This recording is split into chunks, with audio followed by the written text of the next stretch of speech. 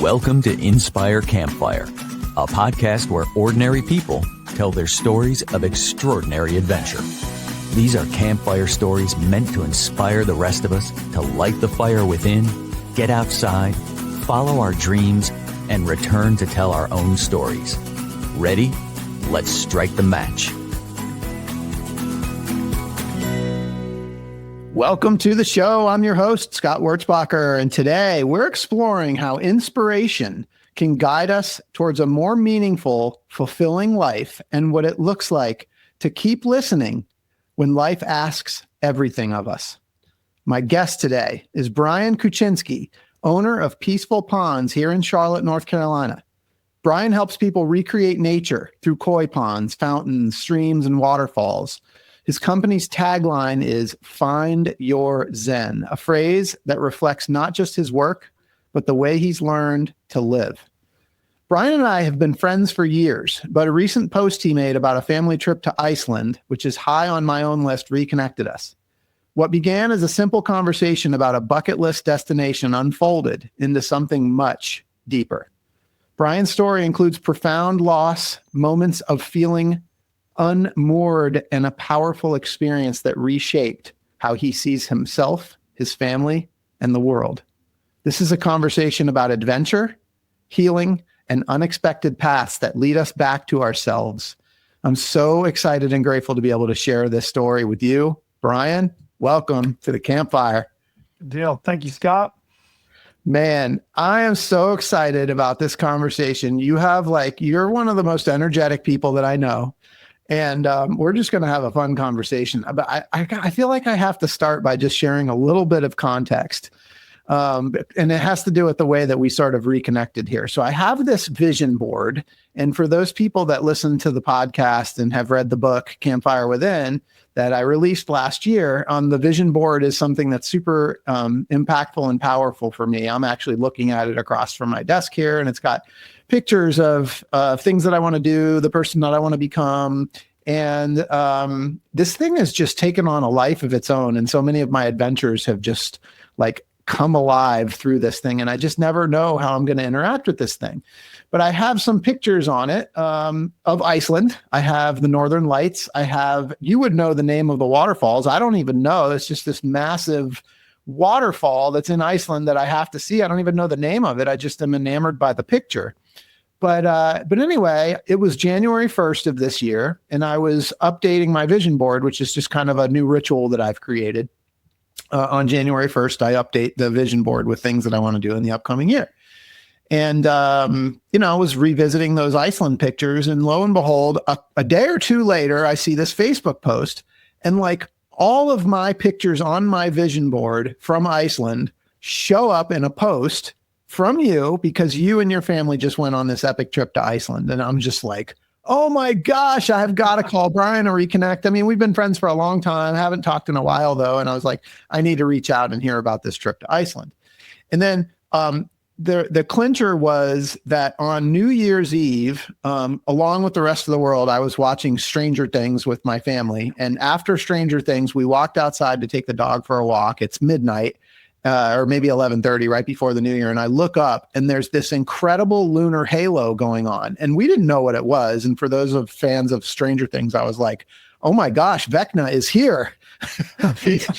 But the funny thing was that in your post, you also had a picture of a lunar halo that you saw at the exact same time from Iceland. Yep. And I'm just like, oh my gosh, this is freaky. I got to cool, right? Ryan. So anyway, so this is where our story begins. And I mean, honestly, let's just kind of start there because I know you're a big believer in just listening to the universe. I mean, what do you think? This stuff happens for a reason. There's no question about it. I think another really cool part of this story is how I called you at a random time to get back together and reconnect. And I actually was on the road heading to Mooresville for an appointment. And I happened to take another route to avoid 77 traffic. And we're talking about how the universe has brought us back together. Yeah. And you said, wait a minute, Brian, are you on 277 right now? And I look over to my left and you are right beside me. So if that's not just Crazy. the indicator, and just like how the universe just really is not only so impactful, but how the universe is just always surprising us, and there are no accidents. And I found that was amazing. I've told a couple people that story, Yeah. and people are like, "No way! There's no way that you haven't talked in so many years. And you're Right. talking about getting back together, and then you're side by side on 277 in Charlotte." Right. Right. So I thought that was just incredible, and that's how you know that things are meant to be. I'm getting chills again right now. I 'Cause know, buddy. Like, It's it just pretty awesome. tells me like, yes, we're supposed to be talking right now, and this is No a question story about that needs to be shared. And while it's not the first episode to be released in 2026, this is the first episode that I'll be recording in 2026. That's kind of makes it exciting for this new year. I'm super pumped about that. Very cool. So let's just start with Iceland. This story goes so much deeper, but this is what kind of reconnected us. I am like so fired up about Iceland. And then when I saw your pictures, and I'm like, man, this could be real. Can you just tell me a little bit about this Iceland trip? And if you could, like, let's start with why you chose Iceland. Yeah, absolutely. So I'm a waterfall enthusiast. That's what I do for a living. I build waterfalls for a living, and I'm the owner of Peaceful Ponds. And I seek out waterfalls all over the world. And Iceland is known for these amazing epic waterfalls. And it's really cool because the glacier just slowly melts and kind of just goes through the Highland rocks and just cascades everywhere into southern Iceland. So there's waterfalls everywhere you go. And I was really inspired to go check out the landscapes. And I've heard so much about the country, the geothermal activity, of course, the Northern Lights, Aurora Borealis, and so many other things about the country that had, the appeal for me.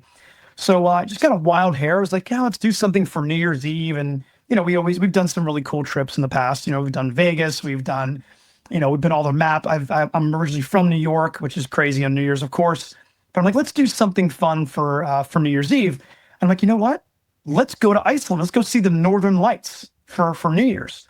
And everyone was, of course, on board. Like, yeah, let's go. And there's a really cool direct flight from Raleigh. And we just took, like with my wild hair, I just said, let's just book it. Let's make it happen. So we just started planning the trip. Believe it or not, a month before New Year's, I planned the trip. That sounds like you. Yeah, for sure. Just, impromptu, spontaneous, let's go. Yeah. And so we got the direct flight from Raleigh, and I do all my own travel planning. And I said, let's fly into the main Keflavik airport, which is right by Reykjavik.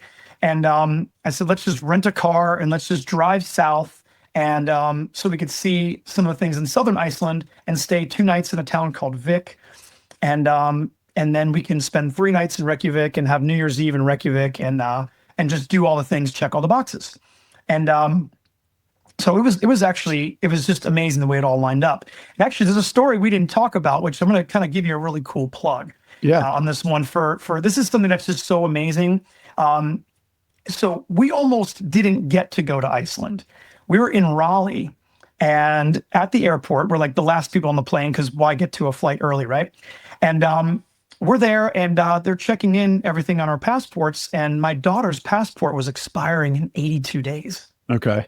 And the girl at the counter says, yeah, we're sorry, but Evangeline cannot fly. Oh my gosh. And we're like, wait a minute, there has to be some way we could do something where her parents were here, her passport's not expired, but it's just, it's on the way.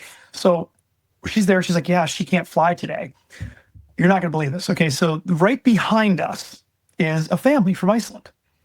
And it turns out that the lady is the director for the Iceland airport. She's the director of security for the airport. And she hears that we're having a thing. She says, oh, we're having some sort of a, this has happened before. And let me see if I can make a call or something to see if I can get her in. Oh my gosh. Unbelievable, right? So we're the last 2 families to get on this plane. And so go figure, she pulls some strings, gets an email. We give her a copy of my daughter's passport, and she clears my daughter to get on the plane. So she's cleared to enter Iceland. And we're going to go in a little bit more, but that's one of those things that I'll talk about. And there's a lot of magic that happens along the way. And it's what we call a Xander miracle. And we'll go into that a little bit later. But it is a miracle how the universe lines up in such a way where you're told nope, you can't fly. But then you're like, no, there has to be a way. There has to be a possibility. We're not going to close this door. And somehow, some way, the director of security for the Iceland airport is behind us. And then we befriended them, and we took them out for dinner on New Year's Day. Oh my gosh. And they're going to be like forever friends with us. I mean, because they literally saved our vacation. That's incredible. And that's just, technically a stranger at an airport that just pulled a string for you. That's amazing. I mean, so it's just an act of kindness. And that's another thing that we'll kind of dive into as well. Oh, man. Pretty cool, right? All right. Can you just, because I want to keep us moving here, like, can you give us a kind of just a breakdown of what you saw in Iceland, and if people were to travel to Iceland, what they can expect? Yeah, absolutely. I mean, it's just such a beautiful landscape. I mean, beautiful country. It's just rustic and untouched. I mean, just driving down the main ring road, there's so many great things to look at. I mean, lava fields, waterfalls everywhere you go. I mean, just gorgeous rivers and streams. By the way, the most pure water on planet Earth comes from Iceland. And what all the people do is they literally just take their water bottles. This is the water bottle that I've traveled all over the world with. And they just literally go right in the streams, and you can drink the water right from there. The purest water in the world. Amazing. They're known for these really cool horses that the Nordic people brought over when they settled. And they're these gorgeous, like thick horses that are just really beautiful. They're all around the countryside. But I mean, there's steam vents and volcanoes and geysers. There's everywhere you go, there's these thermal pools, like hot springs. And it's just, you're blown away. I mean, it's an island, which, believe it or not, is smaller than North Carolina. That's crazy. So, it's only like 500 miles by 300 miles. So you can literally circumvent the whole island in the right time of year, of course. But winter in Iceland can be really tricky. We got really lucky. We have what they call in Reykjavik a red Christmas, because there was no snow on the ground. And so we got lucky. The weather was very favorable, but that Arctic wind is something, it's a force to be reckoned with for sure. So you got to bundle up and be prepared. But so many great things to see along the way. Great tourist sites, and the waterfalls were definitely a highlight. And great trails, amazing hiking everywhere you go, black sand beaches. And then we went down, our second day, we drove down to the big glacier. And you could see the glacier and how it's just breaking into like all these beautiful icebergs. And these icebergs are just floating back into the sea. And it goes to this spot called Diamond Beach. And where these like small pieces of icebergs are just sitting on the black sand. And the way the sun is reflecting through them is just absolutely magical. It's like something I've never seen before. Really cool time of year to go, because the sun rises at 11 a.m. and sets about 4 p.m. So you have very little daylight, but you're constantly in that golden hour, which is just, it's magical. So the photos are incredible. But yeah, the food, the culture, the people it was out of this world. And I got to tell you the truth, I actually can't wait to go back. And then Reykjavik is such a charming city, and we loved every minute of that. And we were aurora hunting the first night, the second night, and we saw a little bit of like kind of maybe some green faint lines here and there, but nothing to where it was like, wow, like mind-blowing aurora borealis. And then it was New Year's Day, and we were with our new friends, and they said, oh, we know where to take you guys by the lighthouse. There's the Northern Lights observation point out there. And we just felt like we were going to manifest the Northern Lights. And we were keeping the positive energy flowing. We went out there, and it was like brutally cold. And we were looking up, we're like, gosh, I just feel like they're going to happen any minute. But it's this hit or miss thing. There's no guarantee. Yeah. There's a lot of conditions that have to be just right for the Northern Lights to really show up. And we stayed until we almost had frostbite. And unfortunately, we didn't really get a show.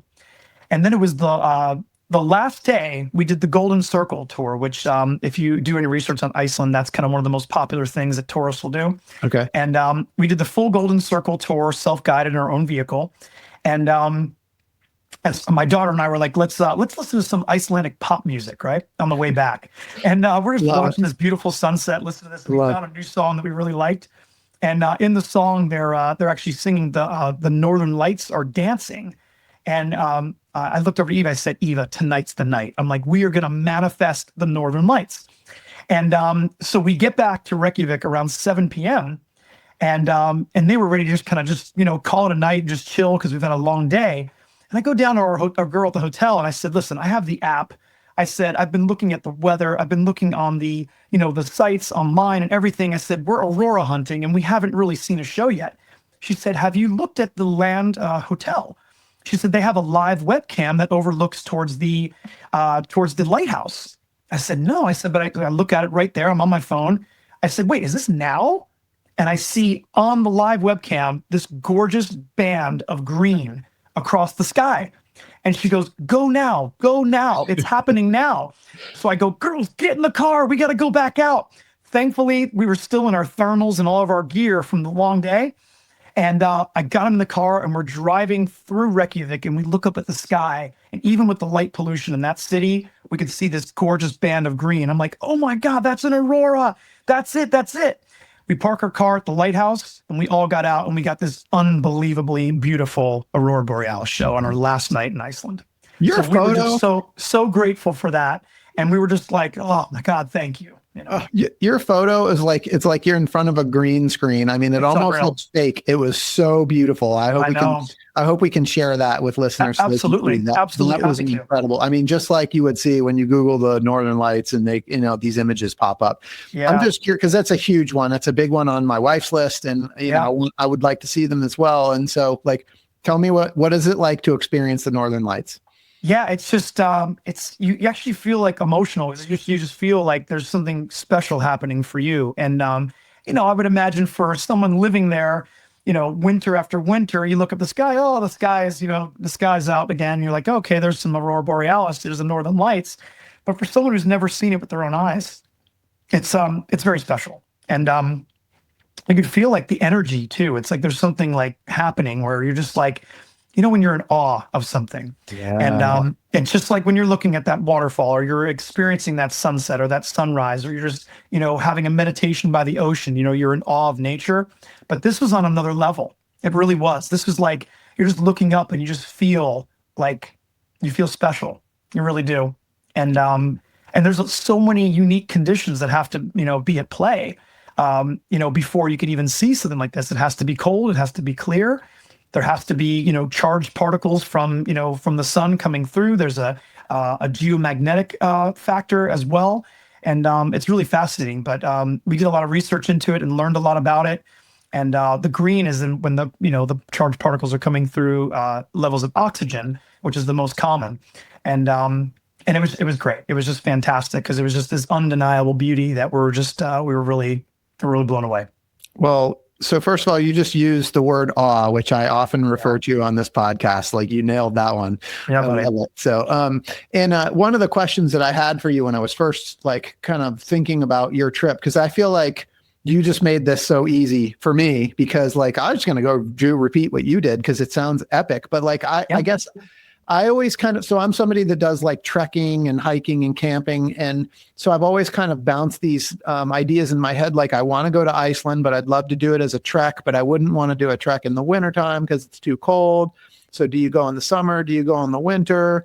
I feel like you've kind of answered that question for me, but I'm just curious, it was kind of surprising to hear that you were able to go to Iceland, literally in the end of December when it's the coldest, but you still had a great experience and you spent most of the time outdoors. Absolutely. I think the key is, prepare for wherever you're going, whatever you're doing. I mean, prepare for those conditions, right? So, and it really wasn't that bad. I mean, and the nice thing about Iceland too is, because the Gulf Stream kind of comes up through southern Iceland, it keeps it relatively mild. It'll be freezing temperatures and the wind chill is definitely a real thing, but it keeps it pretty mild. And also because there's literally hot water running all through the earth there, it keeps the ground kind of, on the warm side too. So there's a lot of interesting factors. But yeah, no, we could have been, in blizzards and all kinds of crazy winter conditions too, but we were prepared for it either way. Yeah. And that's the beauty of travel. And we're talking about Wanderlust. You got to get out there and do it, but be prepared.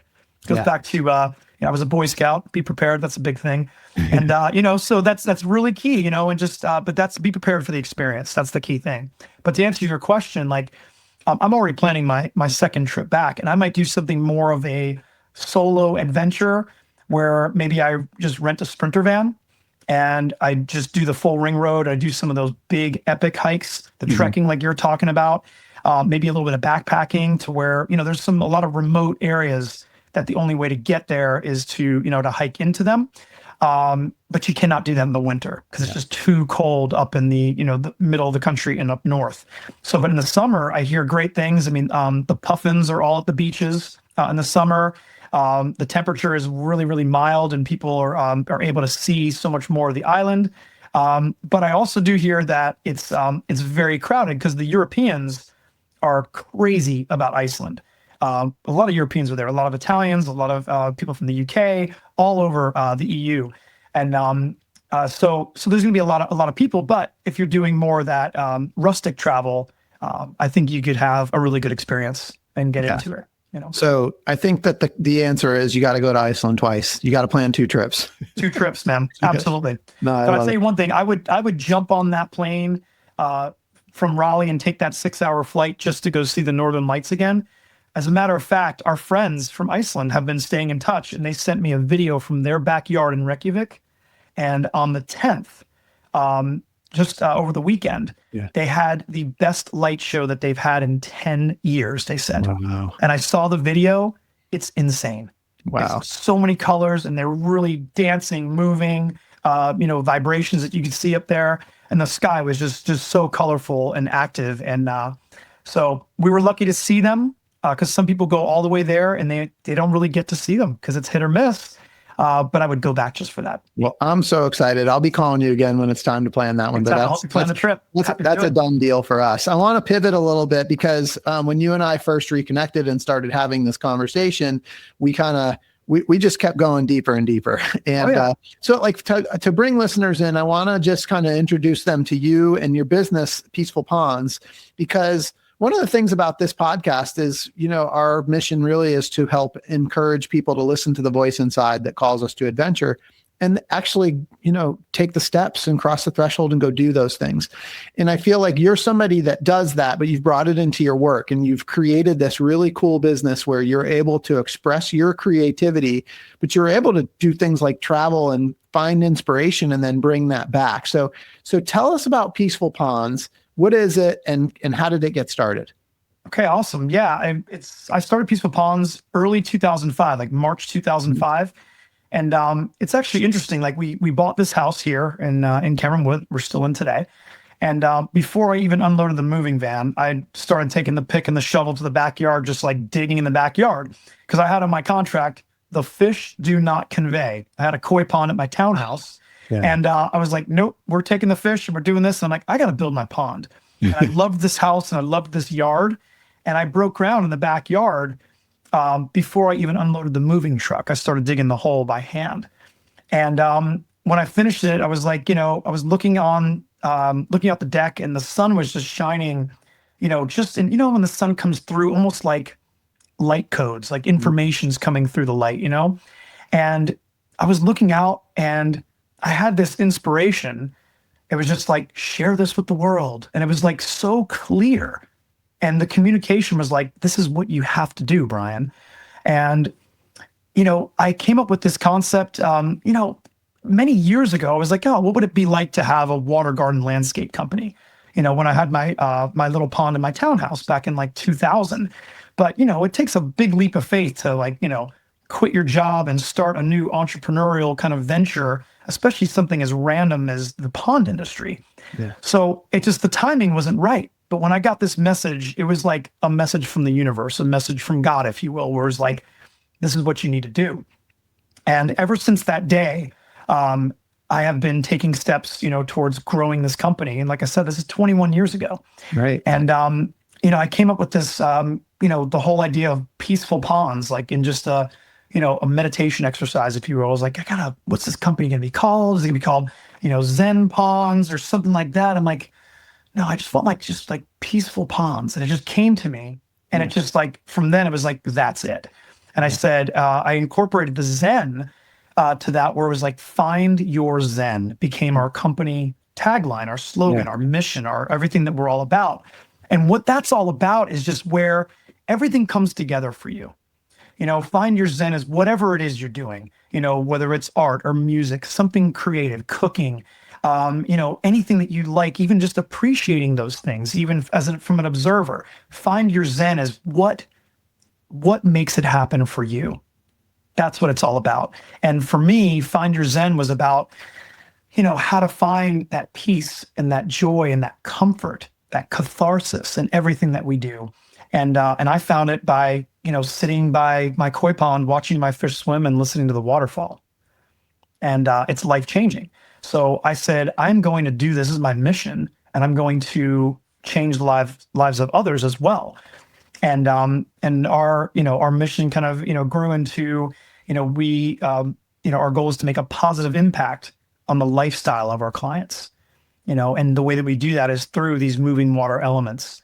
And, we started off as a, water garden company at first, and we evolved from like the first contract that we had to a landscape company, a hardscape company, and a lighting company, because it's always more than just a water feature. It's where you're going to, sit by the water feature. Maybe there's a fire feature, and there's a patio and a wall and another area to enjoy. And there's some privacy landscaping and maybe a beautiful Japanese maple that graces the garden. And then why not light it all up at night? So, make it transcendental. So we evolved into a landscape transformation company like overnight. And over the last 21 years, we've grown the business significantly. We're a licensed general contractor. We are a pool builder. I'm one of the few companies in the region that builds what we call extreme pools, pools that have, interesting elements like grottos, integrated water slides, jump rocks, waterfalls, unique elements that tie things together. And the work that we've done over the years has just been absolutely incredible. And by all means, anyone who wants to see that, you can just go to peacefulponds.net. And you can see some of our work online. Shameless plug, I know, but that's what it's all about, right? Yeah, of course. So, but it's fantastic. And what's great is that after 21 years, I'm actually more excited about the work that we're doing today than when we started this company so many years ago. So, because we're doing the best work, and we've learned, and you gotta make some mistakes here and there. You gotta learn from things. You gotta evolve and grow.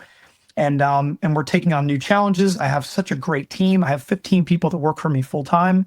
We got 9 trucks on the road, and we're really like committed to the cause and what we're doing here.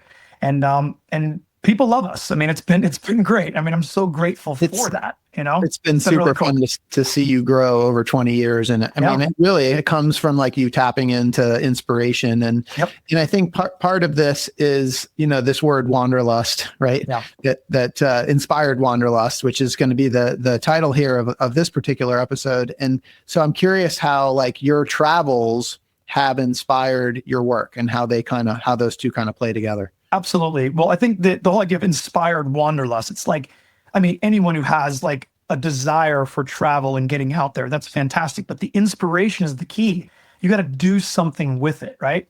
So my whole life, I've been seeking out waterfalls. I grew up in New York, and I used to love just going, upstate New York's got beautiful waterfalls, and, waterfalls and streams and all kinds of great bodies of water to explore. And when we moved down to North Carolina, I was blown away because I didn't realize what a hot spot North Carolina was for waterfalls. But it's the fact that we have over 800 waterfalls listed in North Carolina alone. And I'm like well into the hundreds, but my lifetime goal is to try to see all 800 if possible. And so a lot of like what I do just for day-to-day travel is kind of like just get a wild hair once again and say, you know what, I'm taking a ride. We're going to go up to the mountains. We're going to go for a hike. We're going to go see a waterfall. And what's really fun is I always jump in them. I jump in. I don't care how cold it is. Cold plunge is trendy. Did you jump in Iceland? I did not jump in that water, no, but I wanted to. But it was just, I'm like, you're kind of concerned. That's hypothermic right there. Yeah, a little bit. But yeah, cold plunging is trendy. But I've been jumping into waterfalls for 20 something years, and the water in North Carolina is always around 56 degrees, and that's pretty darn cold. But some of these waterfalls just in our own home state here are just out of this world. And a lot of that inspiration for what I do at Peaceful Ponds has come from the waterfalls that I've seen here in North Carolina. But anywhere I travel, I always try to seek out waterfalls. Oh my gosh, if anyone's is into this, obviously a lot of your listeners are really into travel. Hawaii, wow. Yes. The road to Hana and the waterfalls, out of this world. Totally put that on your bucket list and do that trip. But we were in Italy. There's waterfalls in Italy. Which is just blows your mind. We went to one of the coolest places. We went to Saturnia Thermal Springs. So Saturnia is in like kind of lower Tuscany. And it's a hot spring that just boils out like millions of gallons per day. But it kind of goes into these travertine pools. And it's just like kind of like beautiful, cloudy, like light blue colored water. And it has like this healing water in it. But the temperature of the water is like 95 degrees. And you just go, and it's a cascading waterfall, but it's hot. And you sit in these travertine pools and just kind of hang out. One of the coolest places on the planet, like hands down. But we've been to Costa Rica many times. Costa Rica is such a hot spot for waterfalls. And but wherever you go in the world, I think like waterfalling is such a cool activity because a lot of times it's almost free. You pay maybe something to park or you pay a little, state park admission, but it costs very little to do that, especially right here in North Carolina. You could have free fun and see waterfalls for years. We have great waterfalls in Western North Carolina. We really do. We really do. But I imagine that in all of that travel, like it makes it actually kind of easy for you to become inspired to build these things. Absolutely. So, you see new things, and you get new ideas and you see the way water moves, through the landscape. And I always say like water moves with this beautiful subtle S pattern, and it's just the energy of the water and how it moves through planet Earth. And if you ever look even on a map, you'll see that rivers and streams always kind of take that subtle S. If you look at a waterfall, you'll see that it goes from left to right and right to left and left to right and right to left, back and forth, back and forth. And it's fascinating. And so what we're able to do is then take that inspiration and then recreate it for people in their backyards. And it's extremely rewarding. It really is. Because it's nice to really not just like your job, but love your job. Yeah, I love it. And your passion absolutely comes through. Maria and I have worked with you directly. I think I can't remember if that's how we met. I know that you want to know because I just happened when I was pulling up your email. Of course, you pull up something and it says Scott Wurzbacher in there. Do you know that we go back to 2005, our first year? Yeah. And we know each other through our mutual friend, Andy Boughton. Yes. Okay. There we go. Yep. Very good. Absolutely. Who was actually our wedding planner, which is kind of fun. Yeah. So, we go way back to then. And you were like, you had moved into that house right off of Carmel. Yeah. You're like, we're getting used to our pond, and we know we have a few elements, but I came over and I gave you like a pond consult, and then we started helping you with the maintenance. That's right. Yep. That was exactly right. Really cool. You're taking me back. That was a long time ago. 21 years, buddy. Yeah. So I guess I feel blessed and honored to have been part of this whole journey with you and kind of seen it grow. But I also happen to know that, you are an incredibly inspired, you live an inspired life, and you always have, as long as I've known you. But you had an element in your life where there's been deep family loss, and, that your family has, continued to handle with incredible grace and has become an incredible inspiration, and only adds to the inspirational life that you guys live. And so I just wonder, you alluded earlier to the Xander miracle. Yep. And I wonder for listeners, if you could share a little bit about Xander's story. Happy to. I love to talk about my son. And Xander, the most amazing kid. Everybody knew Xander. And, everybody in my neighbor knew Xander because I was always like, Xander, no, Xander, stop, Xander, okay, right, all the time. So everybody knew Xander. He was one of the most popular kids in the neighborhood for many reasons, and super energetic, just like full of life. And Xander was diagnosed with a very rare brain tumor when he was right before his 8th birthday. Yeah. And it's so rare that there was only 20 cases in world recorded cancer history of this rare phenotype of cancer. And we were like, what does any parent do when they find out their child has a brain tumor? You're like, okay, you just go into like action mode and autopilot, and you're just going to take care of business. And, we went through Xander's cancer battle, and we did great. And he fought it gracefully, and everything was fantastic. And we were super positive. We had the most amazing support in this neighborhood and all around. It was incredible. The story, I could talk about this for an hour alone. Sure. But unfortunately, Xander's story, we lost him on October 25th, 2015. So it was less than a year from when he was diagnosed to when, that was the end of his battle. And he was 8.5 years old. And we just, we knew that we did everything that we could. And we fought so hard, but we knew, like, in a way that this was kind of like, this is part of his destiny, his journey, and everything coming together. And we feel like he was chosen for something bigger. And I mean, it's just, we found all these ways to do things inspired by his memory. Like, I had challenged everyone at his service to, do an act of kindness, inspired by Xander, and it went kind of viral. It went viral on Facebook, and like everyone all over the world, like we have friends all over the world from our travels, people were printing out his picture and doing an act of kindness or making a donation. I did things for all my guys. They're all from Honduras, and I did some nice things for my guys. My son's picture was up in churches all over Honduras. He made it to Israel. He made it all to our friends in Italy. He made it to our friends to people in Germany, all over the world. And right here and at home, people were doing acts of kindness inspired by Xander. And it was really taking off. And then years later, my wife started a foundation called Xander's Acts of Kindness Foundation. And she's been doing this amazing work, helping kids with cancer, helping bring joy to kids with cancer. And you can also check that out, Xander's Acts of Kindness Foundation, and check that out, because the work that she's doing is absolutely incredible. I'm just so proud of her and what she's doing there. But when I talk about Xander miracles, like, our son has just shown us, how the universe, what I would say is how the universe loves us and wants us to be happy, and all it wants in return is gratitude. And we'll talk more about that too, because that's how I live my life. But we have these uncanny experiences where, like, things come together in such a way where we're like, how did that happen? Like the story in Iceland, and that's what I call a Xander miracle. How is it possible that the last two people trying to get on this plane are checking in, and the director of security for the Iceland airport is behind us and just calls in a favor to the local guy in Iceland who says, sure, let her through, let her go. If it wasn't for that, we would have lost that whole trip. We would have missed out on the whole thing. And I feel like that's just like this beautiful source energy coming through. And it comes through in a way that we feel that it's our son looking out for us. We feel that it's Xander's energy coming through in a beautiful way. And so many things like that happen all the time. And it's just, it's wonderful. But I really truly believe that the more that we tune into that and we surrender, to this beautiful universe, and when we live our lives with gratitude, I feel like those experiences are going to be much more prevalent in our lives.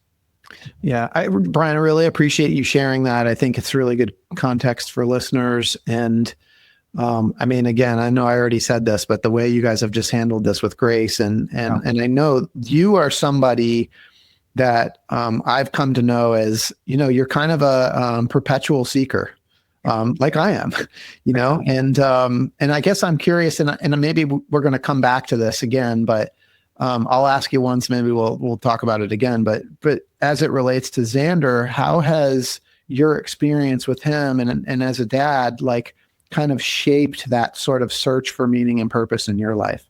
Yeah, absolutely. I mean, like, it's kind of like you want to hold your loved ones close, and like, I say to people all the time, like, it's obviously we want our loved ones to be here on earth so we can physically be here and hold them and love them. But I take my son with me everywhere I go on all of my travels.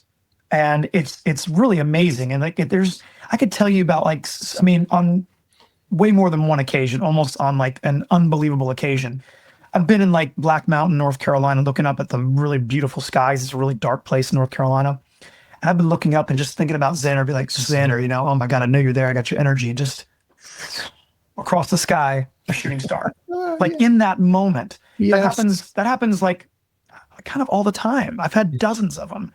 And it's not like I'm out there during a meteor shower. It's like, okay, you're thinking about them, and you're just seeing 100 meteors per hour, just like one in the moment as we're thinking about them. And I believe that source energy and that connection is there. We just have to open ourselves up to it and surrender to it. And, obviously losing a child is one of the worst possible things that can happen to any human being. And it's just, and when, dealing with that with grace, I mean, it's kind of is always a challenge, and it wasn't always that easy. and one of the things that I did, and in my journey, because you have a lot of anger, you're dealing with a lot of things, or you're just like a lot of questions, and one of the things that I chose to do, I chose to go down to Peru, and I chose to go down to Peru to work in the Sacred Valley with some Shipibo shamans, and to do a real, true ayahuasca experience. And I mean, it's so unbelievable what I experienced down there, that it's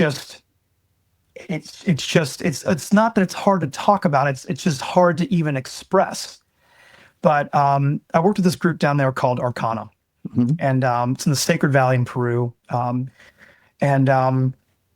This is the program that we did down there was incredible. It's all about just this healing and reconnecting, and it's just like, as far as ayahuasca goes. I mean, I know a lot of people have heard, a lot of famous people, athletes have been doing this and really experiencing things and having great results.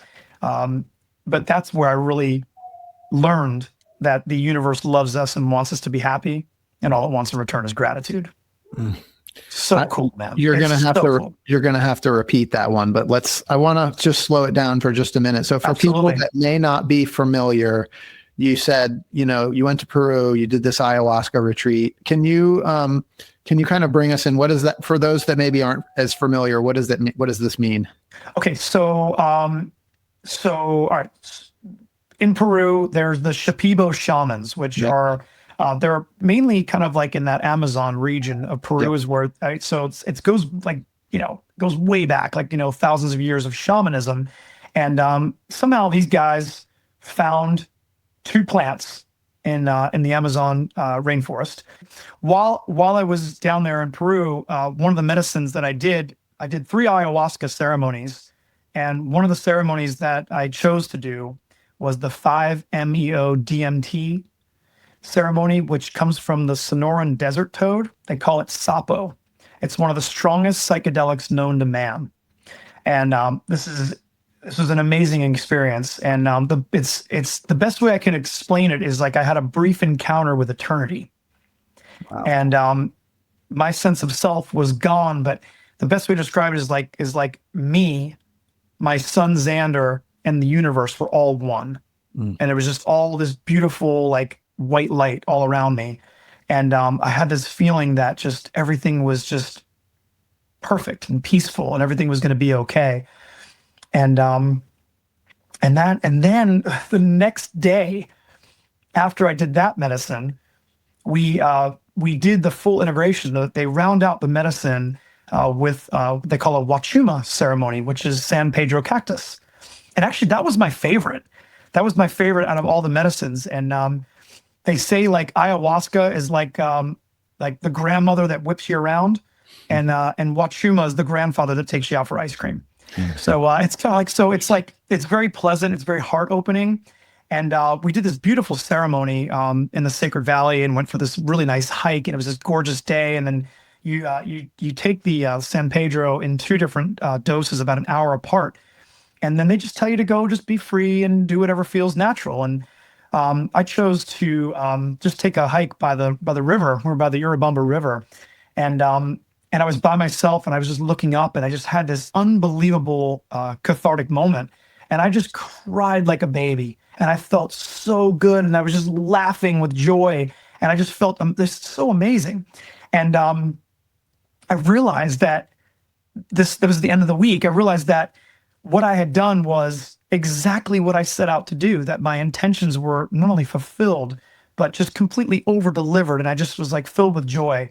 And it was fantastic. And then the last day, we went to Machu Picchu and hiked around and did the whole thing. And it's like, wow, what a week. But I could tell you that was 4 years ago that I did that experience. And it was still to this day the best week of my entire life. That's amazing, Brian. And that's a podcast in itself, and there's so many things and so many levels. I guess, I feel compelled to just say that for anybody listening, you're in incredibly controlled environment with people there to support you. And this wasn't like something that was done lightly. And no, this wasn't a recreational activity. This wasn't like, I'm going to go to a rave or something like that. Correct. Very different. Correct. But I wonder if you could just talk a little bit about like the experience, but more so like there was like one major epiphany. And for me, it comes in the form of a quote that you shared about kind of what your big takeaway was. But like, what was sort of like, how were you changed? Because I know you've said to me that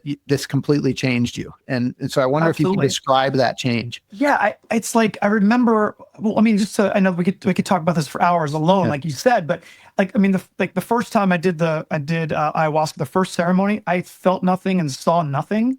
And the shamans were like, you weren't ready. You need to be cleaned out. You weren't ready. And then the second ceremony, one of my intentions was show me. I was like, that was my intention, was show me. I want to see, And all I could tell you is like, I was floating through infinity, like, and just, it looked like the Matrix. It was like all these, like, almost like these green letters and numbers were coming through me, like just information, downloads were coming at me. And it was just like love, love, love, love, love, love, love, love, love was coming through, like in such a way where it was like, oh my God, this is so incredible. I can't even put it to words. But one of the messages that came through loud and clear that I've said before and has become like my motto for life is that the universe loves us and wants us to be happy. And all it wants in return is gratitude. Can you say it again? That was my big takeaway. Can you say it again nice and slow for me? Because I love it. Absolutely. I just want to feel that. The universe loves us and wants us to be happy. And all it wants in return is gratitude. It's so simple. It's the key to the universe. It's the key to everything. You could apply gratitude to every single thing that you do in your life. And even for me, as a father that lost his son, I'm grateful that I'm Xander's dad. I'm grateful that my son is changing the world. I'm grateful that my son is inspiring others and helping inspire acts of kindness. It's amazing. And that gratitude is that fuel that really, really drives us, man. It's unreal. And it changes everything. How did that come through for you? Was it spoken? Was it like, how, or did you just feel that? It's like a feeling. It's like a feeling, that kind of like, it's just, it's almost like that, another sense in a way. It just comes through. You just like kind of like hear it. You feel it like in the depths of your soul. Yeah. Yeah. So I want to try to help you put a bow on all this, because I know, and that everything we've talked about, while it seems like these like unrelated subjects, like there's a thread that ties all of it together. And I wonder if you can kind of help me like weave this whole story, because, you started Peaceful Ponds, like you're an inspired person when that happened. And then you have this whole life journey, but Xander's story, your ayahuasca journey, and everything that's kind of happened along the way, it's all tied together. And I know the story's not over either, but I just wonder, like, is there a common thread? Iceland too. That's where we kind of started, Yeah. I mean, like we said, like that inspired Wanderlust, but it's kind of just inspiration. Like find that inside of you. That's every single one of us has that connection, and I think we all get kind of jaded and we're like, no, I can't do that. I can't do it. It's like, you got to play the role of action in your life. Like it's the active role that we play, it's like doing it makes all the difference. So that role of action is key. Is like, that's what I would say. And just kind of that's where it makes all the difference, So here's something that I know about you, and I'm telling you something you already know, but like you are an inspired person, but like you're somebody with this perpetual energy, and you're a doer. Like you're somebody that like just takes inspiration and like immediately goes and does something with it. You said like I think your Peru trip, I think you told me it was like you only planned it like a couple of weeks in advance. The Iceland trip was only a month in advance. Like absolutely. Peaceful Ponds, you dug a hole in your backyard and said, I'm gonna go do this for a living. Like you got it. Help me understand how, like, where does that come from? Like that ability to be able to take inspiration and put it into action. I mean, well, you can't be afraid. You gotta, like fear will keep you down. You just gotta you gotta rise above it. We're all talking about like raising our frequencies, raising our vibrations. And that's like when everything comes together. That's like that creative process, So, I mean, yeah, just rise above it and just do it. You have to. You have to play an active role in your life, and it's all about the experience, right? So if you know that, then it's like, how do you get there? What do you do? You just have to make it happen. You have to make it happen. Big time. It's a choice, right? It is. It's always a choice, and it's all you. No one's going to do it for you. You can be an observer. There's nothing wrong with that. You could be a tourist. Nothing wrong with that. You can follow the leader. All good. But if you want to change your life and make your life extraordinary, you have to make it happen. Brian, I got nothing more to add. That was it right there. That was it. Let's do this. If people want to get a hold of you, work with you in Peaceful Ponds, or just find out more about you or connect with you, what's the best way for them to do that? By all means. I mean, the best way is you can go to our website, which is peacefulponds.net. You can see more of our work. You can contact us directly from there. I mean, you can call us anytime. The number's on there. I even give out my personal cell phone to people because I want to help people, and that's what I do. So we'd love to help, anyone, or you. I always say you or anyone in anything in the world of outdoor living. And we're really humble to this, and we live for our next opportunity, and we truly love what we do.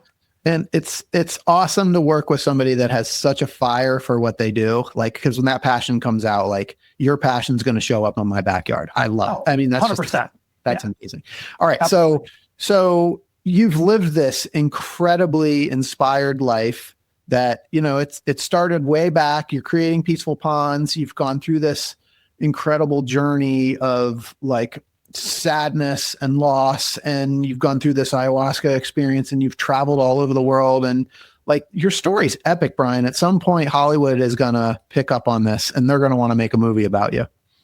And when they do, I want to know who's going to be the Hollywood actor that's going to play you in your movie. Wow. I tell you, I was thinking, I don't know, someone told me I look like Andy Garcia. So maybe Andy Garcia. I don't know. Nice. I like Andy that. Garcia, I think, is the actor, Yeah, I got an Italian heritage, so that could cool. work. And I don't know. I mean, I love my tagline. I love Find Your Zen. Love it.